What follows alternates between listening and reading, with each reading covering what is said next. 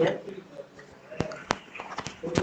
evening to one. Today we are going to see about boundary conditions for electric fields. So this comes under the topic in Unit 2 in electromagnetic fields. So what is boundary condition means? The condition that existing between two different medias, that is called as the boundary condition.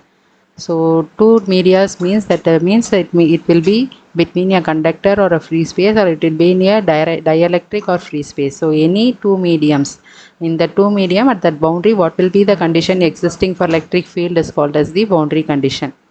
So, this is called as the boundary condition. So to analyze the boundary condition, the following equations are necessary. So the first equation is integral E vector into dl vector is equal to 0 and integral d vector into ds vector is equal to u. So this is the equation that we have studied in the Gauss law. So this is the electric field intensity equation. So the electric field intensity, E vector and flux density are required in order to find the tangential component and normal component. So in order to determine the boundary condition, we need two components. One is the tangential component and another one is called as the normal component. So the first thing we are going to see is the boundary condition between a conductor and free space. So here in this diagram, we are considering a two space, that is one is the free space and another one is the conductor. So the elements are present half in the conductor and half in the free space. So in order to determine the boundary condition between the free space and conductor, so we are considering a closed surface. The closed surface is nothing but A, B, C and D.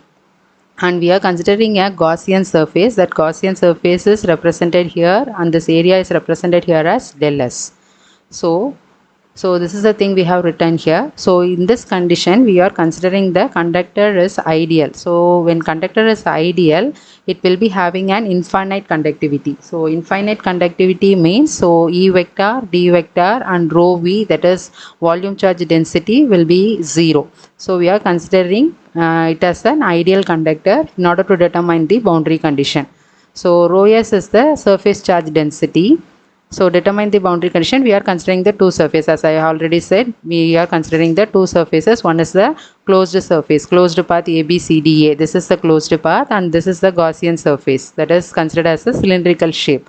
So first we are going to determine the tangential components at the boundary. So in order to determine the tangential components, we need this equation, that is integral E vector into dl vector is equal to 0. And in order to determine the normal component, we need that d vector into ds is equal to q. So for first determining the tangential components, so we are considering the work done in carrying unit positive charge in a closed path is 0. That is in this closed path ABCDA. So the work done will be considered as a 0. So integral over E vector into dl vector is taken as 0. So let this be equation number 1.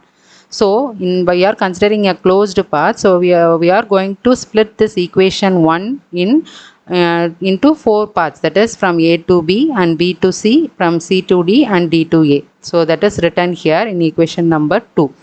So in this part, in the conductor is considered as an ideal. So this part, that is C to D, will be ideal, and here the electric field intensity E vector will be 0. So that condition is written here. So integral C to D E vector into dl vector is taken as 0. So yeah, okay. Now we are considering the height is del h and the width is del w. So this is written here. So next, as del w is very small, del w is nothing but width. So it is very small. So we are considering it as a tangential value. So when it is very small, del w is taken as tangential value.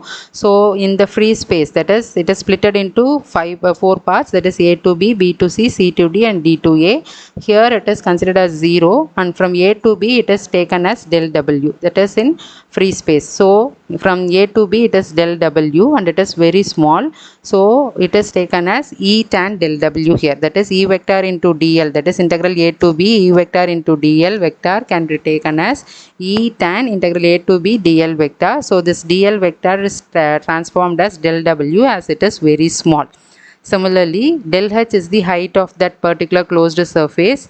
So if it is assumed as constant, so it can be taken as normal component, that is E vector can be rewritten as En, as del h is normal direction. Del h is in the normal direction, it is in the right angle direction. So it is taken as very small, and it is taken as a normal direction. So integral C to B E vector into dl, that is the lateral surface, it is divided into two parts. Integral C to B is divided into B to 2 and 2 to C. Similarly, A to D is divided into A to 1 and 1 to D, because half of it is present in conductor and half is present in free space.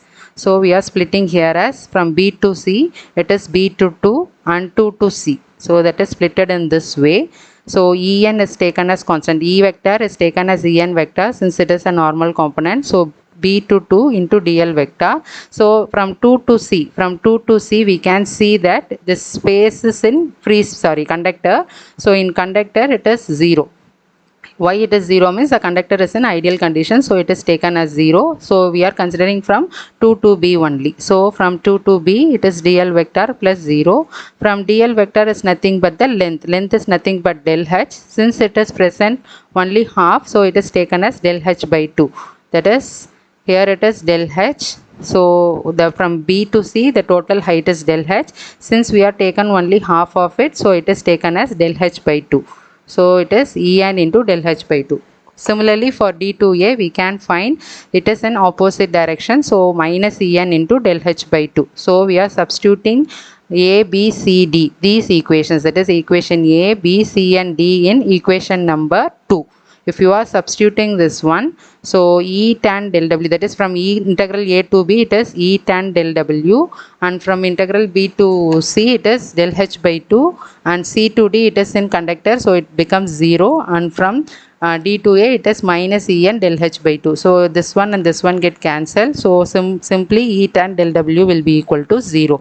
If del W comes here, it is E tan is equal to 0. So from this equation, we know the relation that D is equal to epsilon into E. So if you are substituting instead of E, D tan, so it will become 0. So from this we can say that the tangential component of E vector and D vector are 0 at the boundary between conductor and dielectric.